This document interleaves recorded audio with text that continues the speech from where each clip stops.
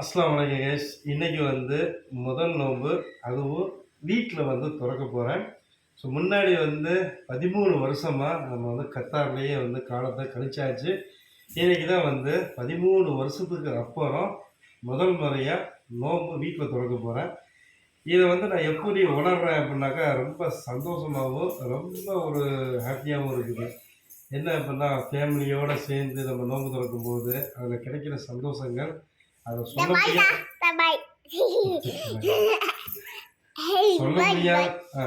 சொல்ல முடியாத சந்தோஷங்கள் கிடைக்கும்.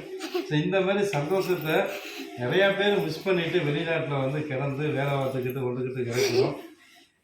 நமக்கு வந்து இந்த நோன்பு வந்து இங்கே கொடுத்து வச்சிருக்குது. அடுத்த வருஷம் நோன்பு எங்கே யாருக்கு எப்படி என்ன ஏதுன்னு சொல்லிட்டு தெரியலை. அதனால நான் ஒன்றே ஒன்று சொல்லிக்கிறது என்ன அப்படின்னா, இருக்கிற வரைக்கும் சந்தோஷமாக இருந்துக்கிட்டு காலத்தை கழிச்சிட்டு போகலாம். தொழுவுங்க, துவா கேளுங்க, நல்ல விஷயங்களை செய்யுங்க. இது வந்து பருப்பு வடை, இந்த தண்ணி பழம், மாதுளை பழம், ஆரஞ்சு பழம், கொய்யா பழம், ஆப்பிள் பழம்.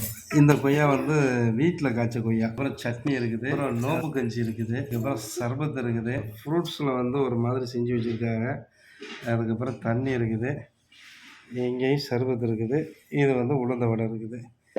இதை வச்சு இது வந்து அன்னாச்சி பழம், இது வந்து தர்பூசணி. ஓகே,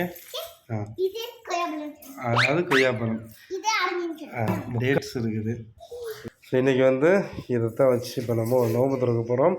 அதுக்கு முன்னாடி வந்து துவா கொஞ்சம் கேட்கணும். துவா கேட்போமா? பாங் சோட்டா, பேசம், ரெண்டாவது தண்ணி.